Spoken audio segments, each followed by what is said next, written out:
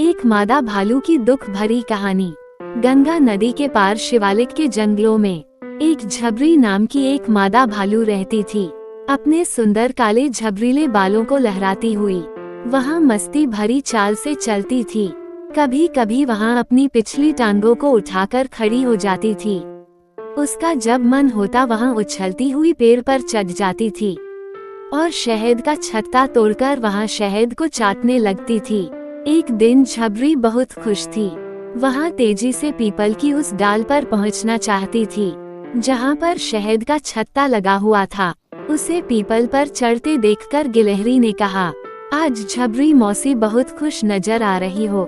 क्या बात है मौसी? झबरी ने गिलहरी को जवाब देते हुए कहा, हाँ मैं बहुत खुश हूँ, क्या करे, मेरे बच्चे हमें बहुत खुश रखते हैं।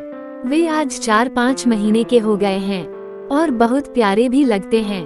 मैं उन्हीं बच्चों के लिए शहद लेने आई हूँ। झबरी भालू शहद के छत्ते की ओर लपकी। उसी डाल पर एक तोता बैठा था। तोता बोला, झबरी ताई, जे मधुमक्खियाँ तुम्हें क्यों नहीं काटती हैं? आदमी तो मधुमक्खियों का छत्ता तोड़ने से डरता है। झबरी भालू तोते से बोली, क्या फालतू में टेटे लेकर बैठ गया? तुझे दिखता नहीं है मैंने काले बालों का कोट पहन रखा है, मुझ पर मक्खियों के डंक का क्या असर होगा? इतना कहने के बाद झबरी ने शहद का छत्ता तोड़ा, फिर पेड़ से उतरकर वहां से चली गई। झबरी मादा भालू रास्ते में सोच रही थी, घर पहुंचकर मैं जैसे ही आवाज दूंगी, अलका पलका कालू भालू सभी हमारे बच्चे दौड़े आएंगे। बच्चे शहद को देखकर सभी खुशी से नाचने लगेंगे। मैं इस शहद को बराबर बराबर दूंगी। नहीं, मैं अपनी अलका को शहद ज्यादा दूंगी क्योंकि वहाँ अपने बहन भाइयों से सुंदर और समझदार है। मेरी कितनी प्यारी बच्ची है अलका। झबरी भालू अपनी विचारों में खोई अपने घर के पास पहुँची तो उसने देखा घर खाली पड़ा है, उसमें बच्चे नहीं हैं। झबरी मादा भालू अपने बच्चों को पुकारती रही और बच्चों की तलाश में वहाँ इधर उधर जंगल में घूमने लगी। घूमते घूमते उसने देखा बच्चे एक बांस के एक घने से झुरमुट में छिपे बैठे हैं। झबरी ने बच्चों से कहा, अरे तुम लोग यहाँ पर कैसे छिपे बैठे हो? तुम अपना घर छोड़कर क्यों आए? मैं तुम लोगों को ढूंढते ढूंढते बहुत थक गई हूँ। बच्चों के मुंह से पहले तो कोई बोल नहीं निकला। बच्चे बहुत डरे हुए थे। झबरी मादा ने बच्चों को पुचकारा और बहुत प्यार से पूछा। फिर बच्चों ने सारी बात अपनी माता को बताई। माँ आपके जाने के बाद एक बड़ा सा आदमी आया था। वहाँ अलका बहन को अपनी गोद में उठाकर भाग गया।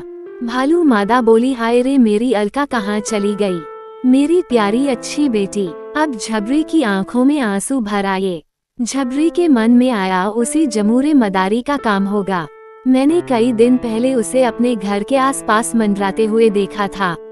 वहाँ पहले भी मेरी बहन का एक बच्चा चुरा कर ले जा चुका है। झबरी बोली, गलती तो हमारी है, मुझे पहले से ही ये बात पता थी, मैं सावधान क्यों नहीं रही? इतना कहते हुए झबरी मादा रोने लगी। फिर झबरी मादा बोली, जे आदमी लोग कितने निर्दयी होते हैं, मेरी बेटी को उठा ले गए। मुझे पता है, अब वो मेरी अलका बेटी के मुंह नाक पर एक चमड़े का पट्टा डाल देंगे, फिर उसका पैर गर्म तवे पर रखकर ताल दे ताल नाच सिखाएंगे। अब मदारी उसे गांव गांव जाकर नचाता रहेगा, उसे तरह तरह से खेल को खिलवाएगा, फिर लोगों से मदारी रुपया पैसा मांगेगा। इतना सब कहकर झबरी मादा उदास हो गई। उस मदारी ने हमारी अलका बेटी का स्वतंत्र जीवन छीन लिया।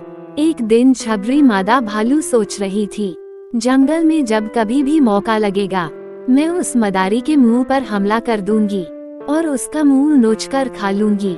एक दिन की बात है, एक आदमी जंगल में लकड़ी काट रहा था। झबरी मादा भालू घास में छिपकर मौका ढूंढने लगी। जैसे ही वहां आदमी पेड़ के नीचे उतरा, झबरी भालू ने उस पर हमला करके उसका मुंह नोच लिया, उसकी नाक काट ली और कान उसके फाड़ दिए।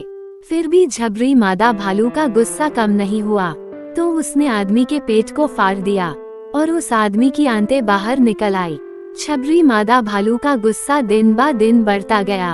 अब उस जंगल में गांव के लोग जाने से डरने लगे। एक दिन गांव के सरपंच ने देखा कि उसके गांव में एक मदारी व्यक्ति के पास भालू का बच्चा है। सरपंच सोचने लगा कि हमें लगता है इस बच्चे के कारण ही आज भालू मादा एक खूंखार होकर गांव के लोगों पर हमला कर रही है। अब सरपंच ने उस मदारी व्यक्ति को बहुत बुरा भला कहा, साथ ही उस भालू के बच्चे को जंगल में छोड़ने के लिए कहा। अब मदारी गांव के लोगों के साथ जंगल में जाकर उस मादा भालू का बच्चा छोड़ आया। झबरी मादा भालू अपने बच्चे को पाकर बहुत खुश हो गई। बच्चे को अपने पास पाकर उसने गांव के लोगों पर हमला करना बंद कर दिया। उस भालू मादा के हमला नहीं करने से गांव के लोग बहुत खुश हुए। अब भालू मादा अपने बच्चों के साथ अपने घर में बहुत खुशी के साथ रहने लगी। लोग सही कहते हैं, माँ माँ होती है। कहानी का समय समाप्त हुआ। अगर आपको कहानी अच्छी लगी हो तो हमारे चैनल को लाइक, फॉलो और शेयर अवश्य करें। धन्यवाद।